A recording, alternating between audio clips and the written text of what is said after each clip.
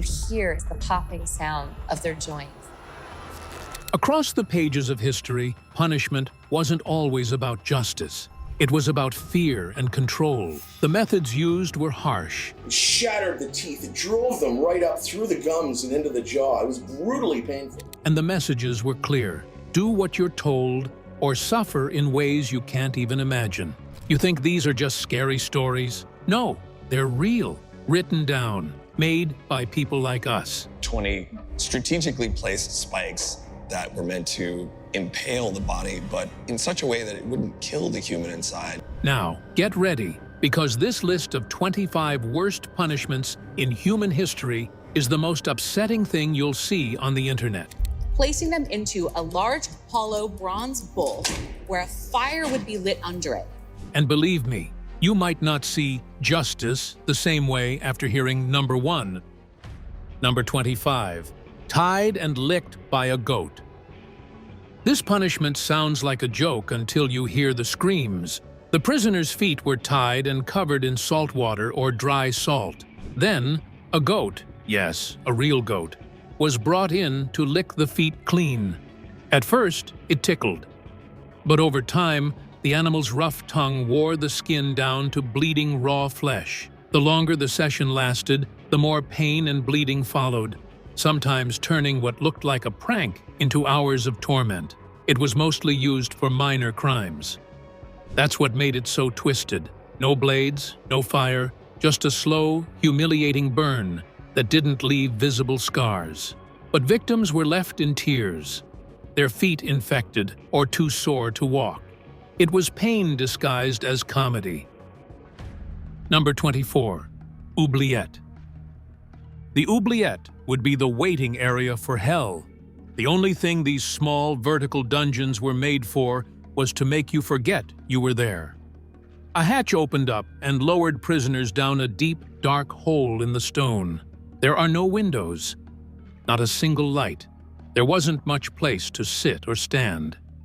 There was no food, no drink, and no airflow. There was often a small hole at the top that let in sounds of life from far away. You couldn't get out. You couldn't yell.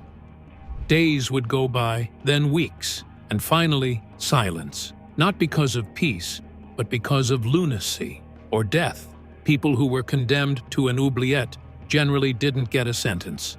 They were wiped. The execution of the coward. No blood was shed, and there was no proof. A gradual death from not eating, being alone, and going crazy. Number 23. Iron Maiden. The Iron Maiden looks like a nightmare made real.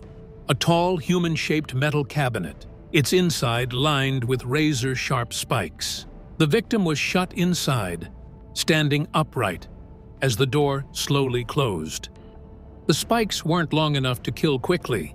Instead, they punctured the flesh just enough to keep you bleeding, sometimes for hours. You couldn't move without stabbing yourself more. Some say the spikes were placed to avoid vital organs, keeping you conscious longer. Other versions had spikes targeting the eyes, chest, and stomach. You were upright, trapped, and unable to scream properly. It was a slow death in a steel coffin. Historians argue whether real Iron Maidens were ever widely used, but stories of them appear in multiple torture records across Europe. Even if symbolic, the idea stuck for a reason. It captured the perfect mix of mechanical cruelty and psychological horror, a death that forces you to feel every moment. Number 22. Execution by elephant. In ancient South and Southeast Asia, elephants weren't just used for war or transport. They were trained to kill. This wasn't mindless trampling. Elephants were taught to execute with precision. Some would crush the skull with a single step. Others tore off limbs before delivering the final blow. The most terrifying part? These weren't angry beasts. They were calm, trained, and obedient. Execution was a job. Crowds gathered to watch. Sometimes the condemned was tied down. Other times, they were made to kneel. Either way, the weight of justice was literal and fatal. Rulers used elephants as a display of control. If you could command a massive animal to kill without hesitation, you had real power. Some executions were slow and theatrical, dragging out the suffering for hours. Others were swift, but no less terrifying. Number 21. Heretic's Fork. The heretic's fork was a small, simple tool of massive pain. Just a metal rod with two sharp prongs at both ends. One end pressed beneath the chin, the other into the chest or collarbone. A strap kept it in place. You couldn't nod. You couldn't speak. You couldn't sleep. Every movement meant stabbing yourself. It wasn't meant to kill outright. It was meant to wear you down. Days without rest. Hours without a word. If you passed out, the fork tore deeper. If you begged for mercy, the spikes reminded you to shut up. This was popular during the Inquisition. The goal was silence, not just physically, but mentally. You were trapped in your own body, held still by pain, robbed of expression, and punished for belief. Number 20. Keel hauling. In both the Dutch and British fleets, keel hauling was one of the worst things that could happen to a sailor. The person was tied down with ropes and pulled from side to side under the ship, moving across the sharp, barnacle-covered bottom. These barnacles cut through skin and muscle like underwater blades. Many people didn't make it through. They either drowned or bled to death before they got to the other side.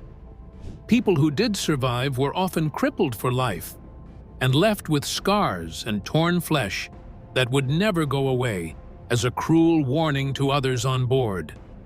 Not only was this penalty rare, but it was also done for show.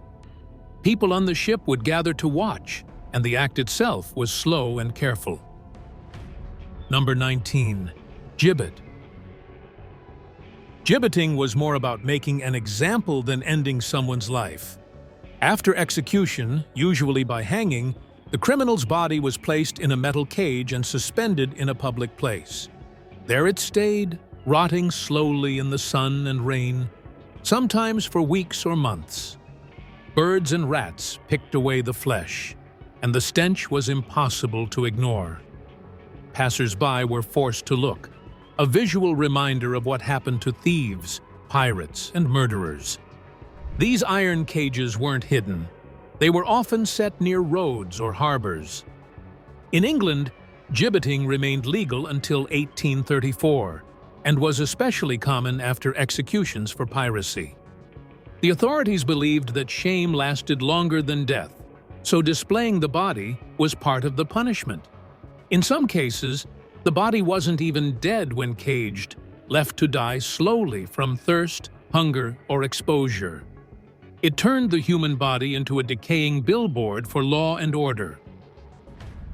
Number 18. The rack. The rack was a wooden frame with rollers on each end that was used to stretch a person's body beyond what it could do naturally. The rollers were turned in opposing directions, and the wrists and ankles were attached to them. As the stress level rose, joints came out of their sockets, muscles tore, and bones exploded out of their sockets. Victims often fainted from the pain or yelled till they couldn't breathe anymore. Many people never fully healed and were left with fractured bones and twisted spines. Not only did it hurt people, but it was also used to get them to confess.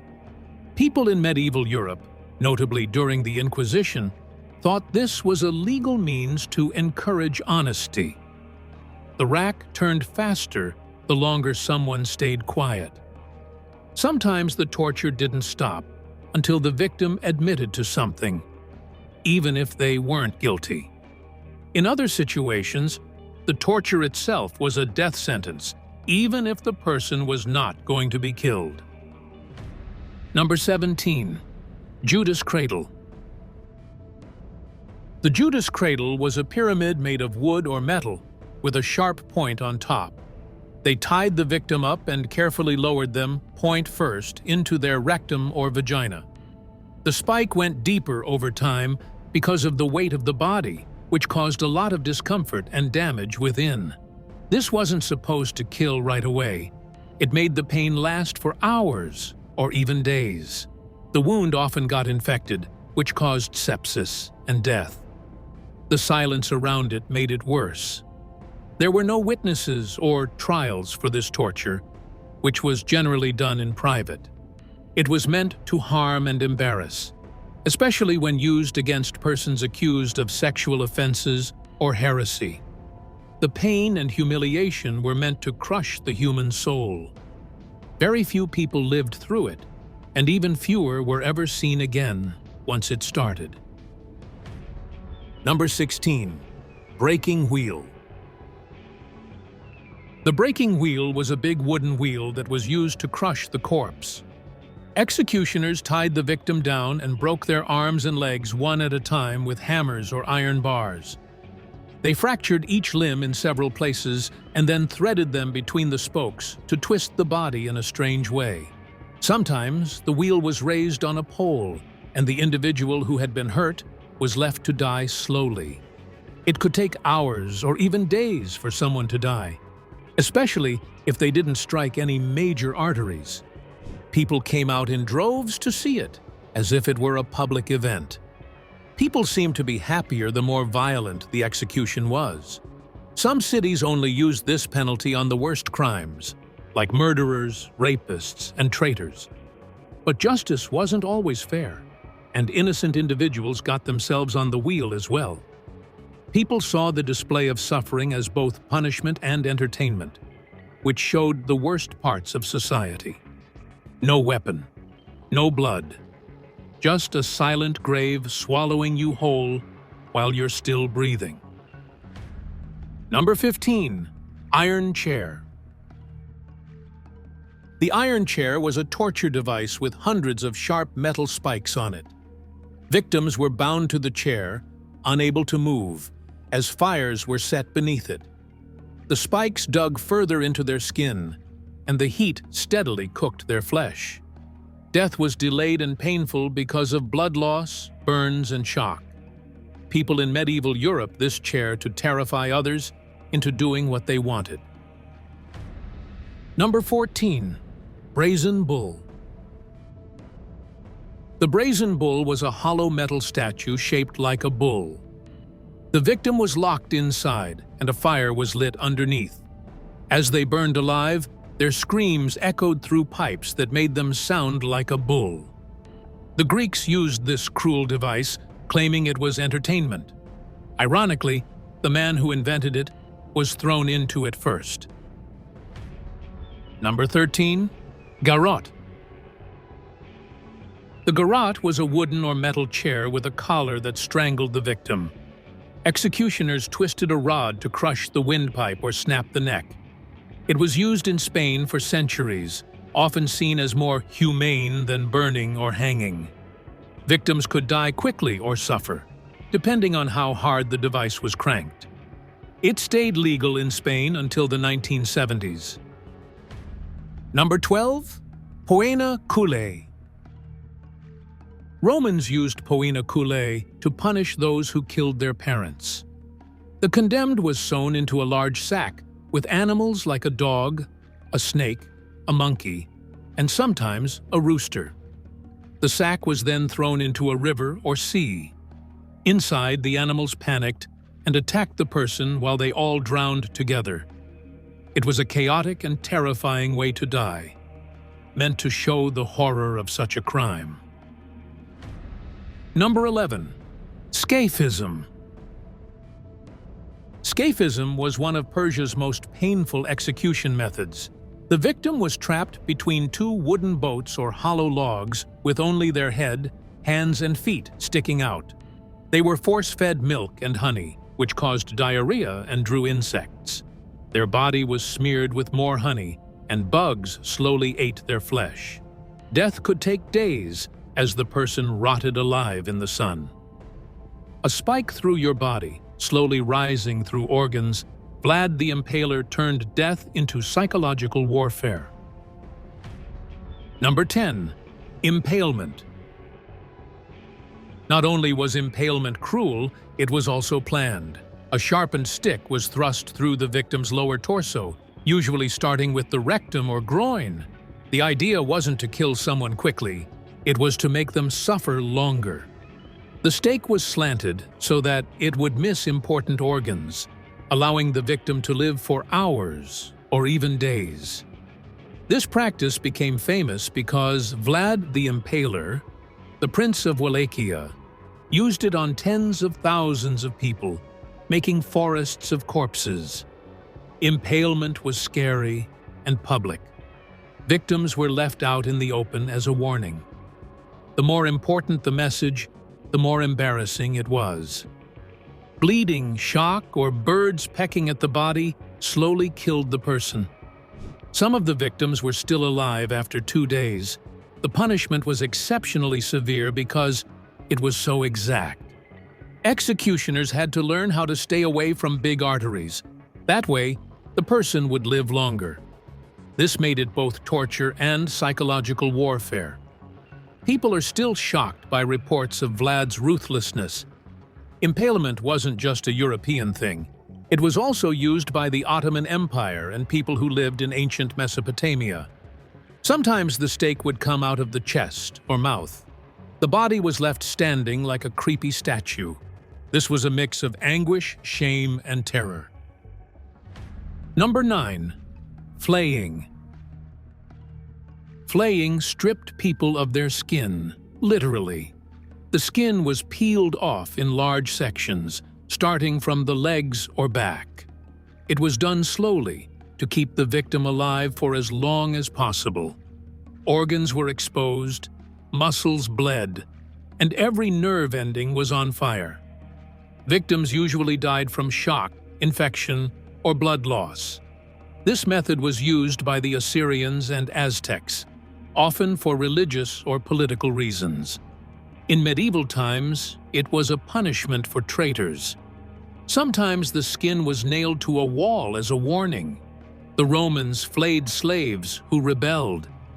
It wasn't just death, it was erasing someone's identity. There were ceremonial versions too. Some cultures believed wearing a flayed skin gave you power. Others used it to strip honor and dignity. It was also used in public squares to send a message. You didn't just die, you disappeared. What made flaying unique was its mix of torture and symbolism. It hurt more than most punishments, but it also had cultural meanings. It was meant to crush the body and soul. Even centuries later, records of flaying are hard to read. They weren't just killing people, they were destroying them. Number 8. Riding the stang. Riding the stang was about pain and public shame. Victims were forced to sit on a sharp wooden beam, often bare. The narrow edge cut into the flesh, causing serious injuries.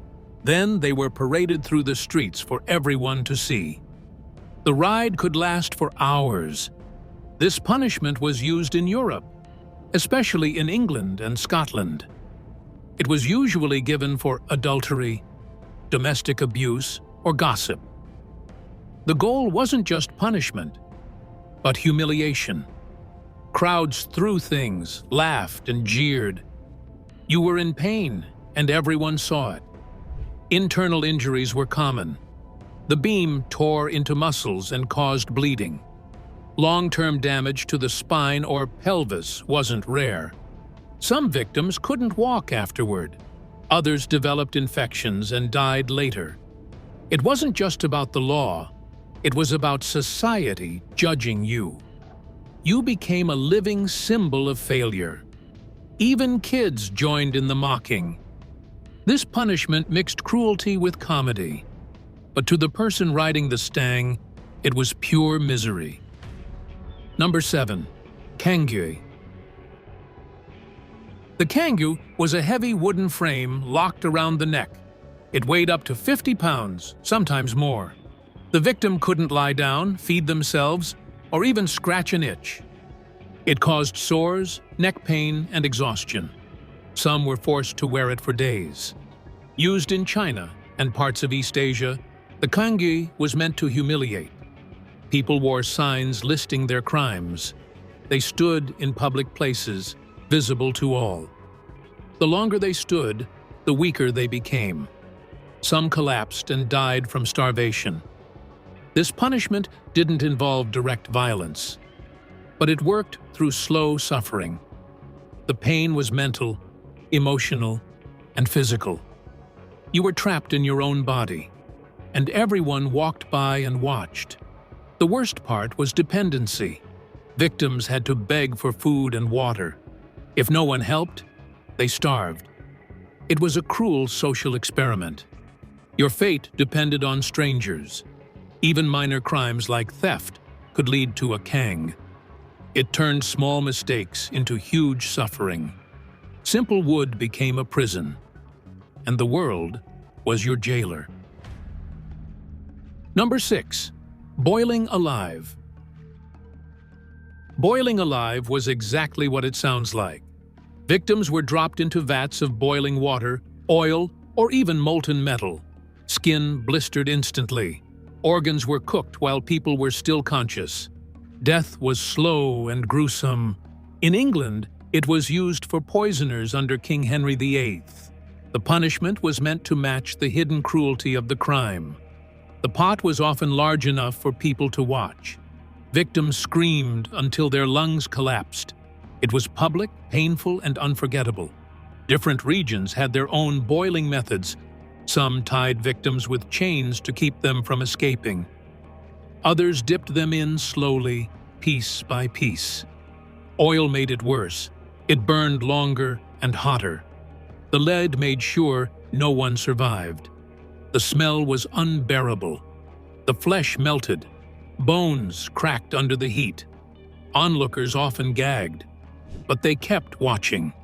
Boiling was outlawed in England by 1547, but other places continued it longer. It was a warning and a spectacle, a punishment so terrifying it didn't need to be used often. Just the threat was enough. They called it justice. But Lingchi was a slow, cruel theater of pain, cut by cut, until nothing remained. Number 5. Lingchi. Lingchi was one of the slowest and most painful executions ever practiced. The victim was tied to a post while small pieces of flesh were carefully sliced off one at a time. This punishment could go on for hours, with the person remaining awake and aware through most of it. It was usually saved for crimes like treason or killing one's own parents. Lingchi wasn't just about death. It was about destroying a person piece by piece in front of everyone. Chinese law once saw Lingchi as a way to shame the body even after death. Losing bodily wholeness was considered worse than execution itself. Public crowds often watched these events, turning punishment into a gruesome warning. Sometimes, family members were forced to witness it. The practice was finally banned in 1905 after growing criticism from both inside and outside China. Executions like this were filmed in early 20th century photos, shocking the Western world. These rare images show how calm the executioners looked, like it wears routine. That contrast makes it even more chilling. It was a system that turned pain into a long, drawn-out display of state control. Lingchi wasn't just a punishment, it was a symbol of complete domination. Even though the cuts were small, they were carefully planned to avoid quick death. Some victims received hundreds of slices before dying. A few were even drugged to keep them alive longer. The aim was psychological destruction as much as physical pain. Death wasn't the end. It was the long path there that was truly horrifying. Number 4. Cropping and branding. Cropping and branding were common ways to punish without killing. Cropping meant cutting off part or all of someone's ear. Branding involved burning letters into the skin, often the face, using red-hot irons. These letters stood for crimes: T for thief, V for vagrant, and so on. The pain was one thing, but the lasting shame was far worse. Once branded, people couldn't hide their past. Their scars told their story before they could speak. Cropped ears made it impossible to blend in. The punishment followed them everywhere, turning daily life into a sentence. Some people even chose suicide rather than live marked forever. In the American colonies and parts of Europe, branding was used on slaves and dissenters. These marks showed ownership or social rejection. Women accused of adultery or gossip were sometimes branded too. It was a tool of control more than correction. The marks turned people into outcasts. The tools used were brutal and simple. Iron letters placed in fire, then pressed into skin. The burning caused permanent scars, often infected. No anesthesia, no treatment, just pain and the knowledge that the world would always see what you had done, or what someone claimed you did. Number 3. Pair of anguish. The pair of anguish didn't look deadly at first. It was a metal object shaped like a closed flower, inserted into the victim's mouth, anus, or vagina. Once inside, a screw was turned, forcing the petals open. The expanding metal tore flesh from the inside out. It was slow, bloody, and impossible to fix. This device was often used during medieval torture sessions. Victims were accused of lying, blasphemy, or being witches. The goal wasn't always death, but humiliation and agony. When used in the mouth, it shattered teeth and broke jaws. When used elsewhere, it destroyed internal organs. No one really survived the pain of anguish without long-term damage.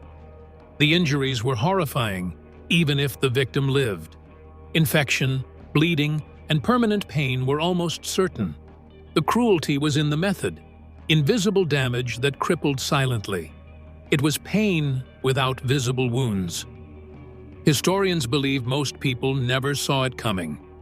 It was small, easy to hide, and often used alongside other devices. That secrecy added a layer of fear. Just knowing such a tool existed was enough to silence many. Number 2. Spanish donkey. The Spanish donkey was a wooden wedge shaped like a triangle. Victims were forced to sit on the sharp edge with weights tied to their legs.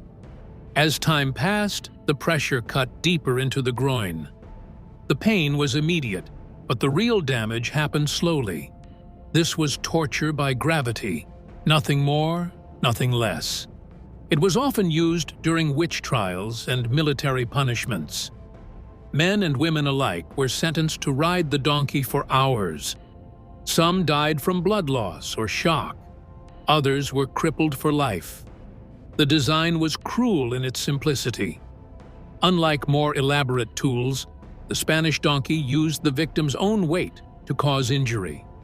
No blades, no fire, just a sharp edge and time. Executioners didn't need skill, just patience. That made it especially dangerous because it was so easy to use.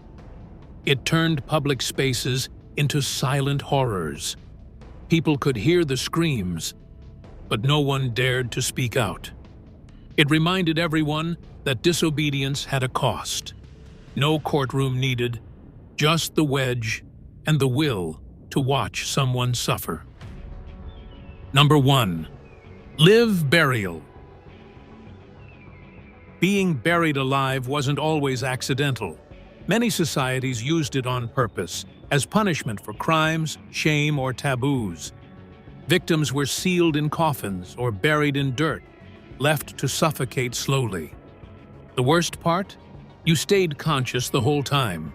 Ancient Persia, Rome, and even some Native American tribes practiced live burial. In some cases, it was tied to religious sacrifice. Others used it for prisoners of war or women accused of adultery. Victims often screamed until their voices were muffled by the earth. It was death by silence. Burial could take hours. Breathing became shallow. The chest got tight. Dirt filled the nose, throat, and mouth. The darkness made panic worse. These punishments weren't just about death. They were about control, fear, and power. They remind us how far humans once went to enforce silence and submission. We look back in horror, but history warns us to never let cruelty become justice again.